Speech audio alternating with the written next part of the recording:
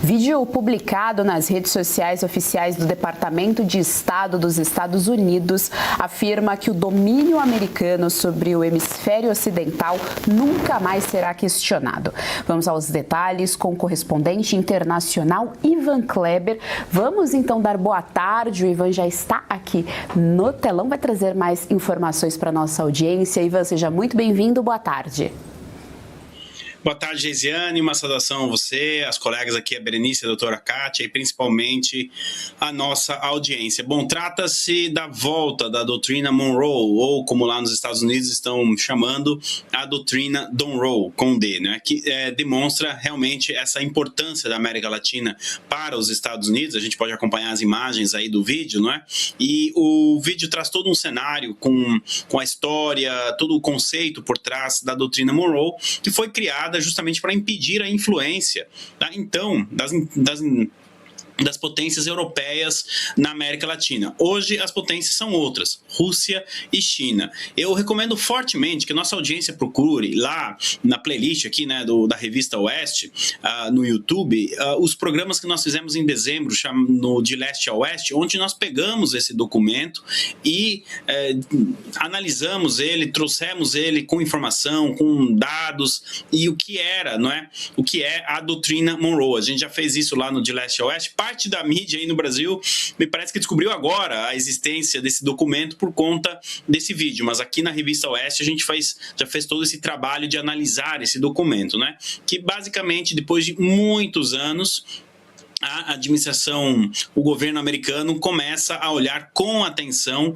para a América Latina. Nós estamos vendo aí imagens do dia que Nicolás Maduro foi capturado, inclusive a foto dele capturado. Isso entra no contexto desta nova doutrina Monroe, ou doutrina Monroe, não é? Porque você afastou ali um aliado da Rússia e da China e principalmente uma pessoa acusada de facilitar e de participar, em certa medida, do contrabando de drogas em direção aos Estados Unidos, no caso aí, Nicolás Maduro. Então, toda essa movimentação militar que a gente vê no Caribe e também do lado do Pacífico, Geisiane, está no contexto. E, principalmente, não poderia faltar ele, o Escudo das Américas, que é uma iniciativa que, sim, visa retirar a influência da China e da Rússia do continente, mas também acabar com o narcotráfico e com os narcoterroristas. Nesse sentido, o Escudo das Américas já vem dando resultado, não é?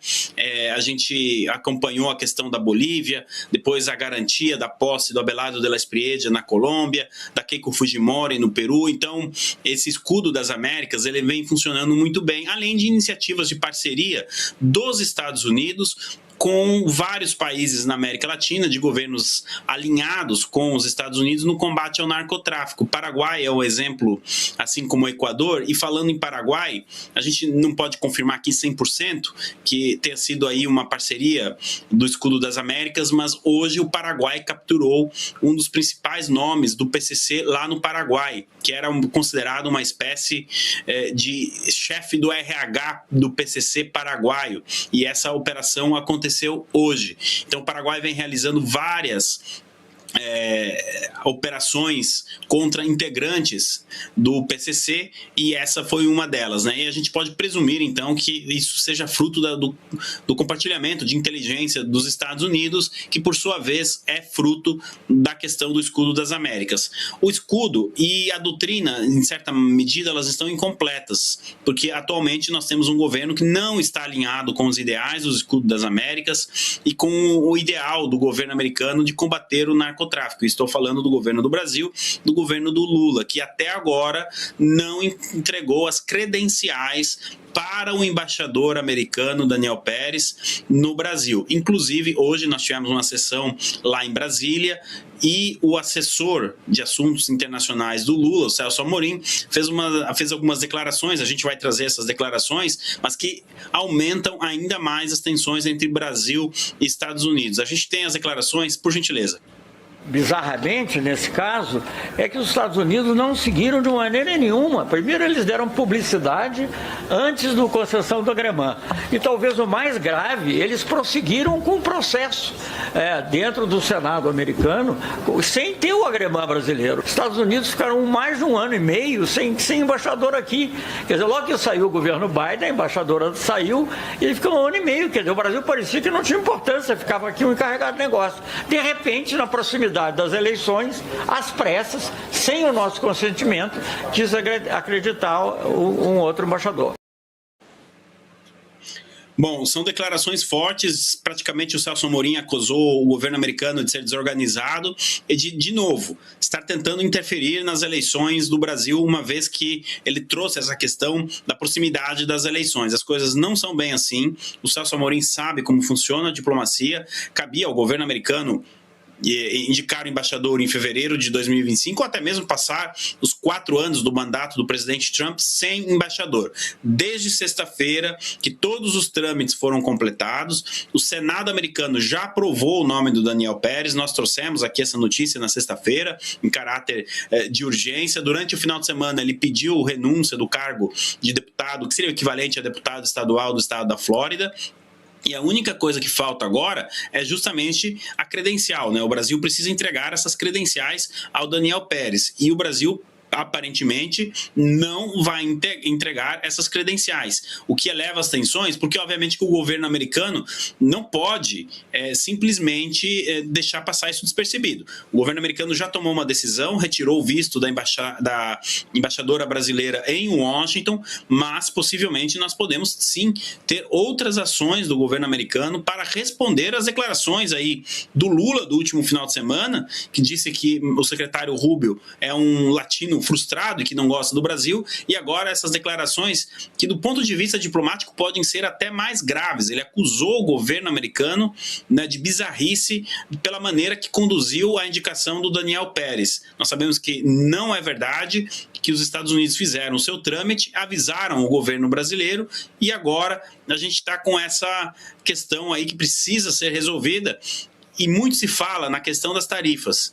O primeiro passo, se realmente o governo Lula quisesse resolver a questão das tarifas, seria aceitar aí o embaixador americano para que ele pudesse fazer o trabalho dele e, de fato, estabelecer um canal de contato com o Lula. Não, o governo americano evita essa situação por medo, por receio, por não querer alguém tão próximo do secretário Rubio ocupando a embaixada brasileira. E nesse contexto, então, é que entra toda essa construção que a gente fez aqui do escudo das Américas e principalmente da doutrina Monroe. Geisiane. Ivan Kleber, deixa eu trazer aqui à tela as nossas analistas. Berenice Leite, sua pergunta. Olá, Ivan, muito boa tarde. Sempre bom poder te ouvir as atualizações, inclusive sobre o que acontece, né, nessa escalada. Vou voltar um pouquinho no assunto que você abriu hoje conosco em relação ao vídeo publicado pelos Estados Unidos, né, o Departamento de Estado norte-americano, porque esse vídeo ele é muito significante, né, sob o ponto de vista de que o que teria provocado essa publicação, onde os Estados Unidos, inclusive, reafirmam que não serão ali de forma alguma, né, invadidos, reafirmando a sua soberania. Agora, eu queria saber se talvez isso estaria diretamente relacionado a essa escalada entre Estados Unidos, né, esse conflito entre o Irã e os Estados Unidos, porque Donald Trump, ainda ontem nós repercutimos, inclusive aqui na Oeste, essa questão de que ele teria pegado um voo secreto para sair da Turquia, né, e que a vida dele estaria sendo ameaçada justamente pelos iranianos. Você acredita que esse vídeo está totalmente relacionado a isso? Seria uma espécie de resposta, de reafirmação? Enfim, como você avalia, né, o poder de onde eles querem chegar com esse tipo de publicação? Olá, Berenice, bom trabalho para você aí na nossa capital. Acredito que você tenha assistido de leste a oeste, porque você está bem informada. Sim, tem total fundamento o que você está dizendo nesse contexto da guerra do Irã, Rússia e China, essa trinca, né? A gente pode colocar ali também a Coreia do Norte. Então é um recado que a administração Trump está enviando para para esses países, para esses atores hostis à política americana, de que não, na América Latina vocês não terão mais espaço. E aí entra o contexto também da presença, por exemplo, do Hezbollah no Brasil, amplamente documentada, a presença do Hezbollah na Tríplice Fronteira, e é por isso que a gente começa a ver indícios, né, dessa colaboração das autoridades paraguaias com o governo americano no combate ao narcotráfico e ao narcoterrorismo. E sim, o Irã estabeleceu algumas pontes, principalmente com a Venezuela. E olha só, Berenice, notícia de hoje, a Dilma Rousseff, ela é presidente do Banco do BRICS, esteve reunida simplesmente com o presidente, o governador do que seria o equivalente ao presidente do Banco Central do Irã, porque eles estão tentando colocar o Irã dentro aí dessa iniciativa, deste banco presidido por Dilma Rousseff do BRICS. Então, um vídeo como esse, uma mensagem como essa, tem esse recado bem claro de que não, a presença de um país como o Irã não será tolerada no hemisfério ocidental cristão, principalmente nas Américas. E também, obviamente, a China, né? Conforme está aí a fotografia, perfeita, a nossa direção foi rápida e pegou a fotografia. Esta fotografia, ela é de hoje. E aí, nessa mesa, então, nós temos Dilma Rousseff e o presidente do banco, o senhor do meio ali à esquerda, né? O presidente do Banco Central, que seria o equivalente do Banco Central do Irã. Isso também pode ser visto como uma provocação aos Estados Unidos, lembrando que os Estados Unidos estão em guerra com o Irã, e na mídia independente nos Estados Unidos isso já começa a repercutir. Eu acredito que a velha mídia também, cedo ou tarde, comece a repercutir, isso vai bater na Casa Branca, sem sombra de dúvidas. E para completar a principal mensagem, os Estados Unidos nunca serão um país comunista, não é? Essa publicação feita também para os canais oficiais da Casa Branca. Então, Geisiane, além de um recado, uma mensagem forte, os Estados Unidos estão dizendo, chega, China, Rússia, Irã, vocês não terão mais espaço nas Américas. Geisiane, devolvo para você. Trazer novamente as nossas analistas, Ivan Kleber, doutora Kátia Magalhães, sua pergunta. Boa tarde, Ivan. Vamos falar um pouquinho da aplicação prática da teoria Donroe, né? Donroe com D agora. Nós tivemos, de um dia para o outro, pelo menos 3 fatos bem assintosos. Olha aí, Dilma com o pessoal do Irã, tivemos essa declaração afrontosa do Celso Amorim, que a gente sabe que é quem manda na nossa diplomacia ou pseudodiplomacia, e tivemos um fato gritante que a gente comentava há pouco, que foi a censura a mais uma empresa americana, Discord, proibida agora de fazer lives. O que tudo indica, a dissuasão pelas vias diplomáticas lá pelos Estados Unidos não tem funcionado, nem mesmo Magnitsky tem funcionado, restrição a vistos de entrada. O que pode nos sobrar, Ivan? O que é razoável esperar de um futuro próximo dessa relação Brasil-Estados Unidos? Olá, doutora Kátia, sempre uma alegria estar aqui e com a senhora. E olha, muito do futuro dessa relação entre Brasil e Estados Unidos será decidido nas urnas, agora em outubro, nas eleições presidenciais. No caso de uma reeleição de Lula, a tendência é que as relações piorem. Obviamente que o governo americano não vai tolerar que empresas americanas sejam utilizadas para implementar censura no nosso país. No Brasil, a Discord, como a senhora mencionou, ela é uma empresa americana, e eu estava acompanhando aqui alguns minutos antes de entrar ao vivo a análise que a senhora e a Berenice faziam, e também já começa a repercutir internacionalmente essa decisão em torno ao Discord. Inclusive a agência de notícias Reuters e até mesmo a Front Press estão publicando isso. A gente vai ter um cenário melhor dessa repercussão amanhã.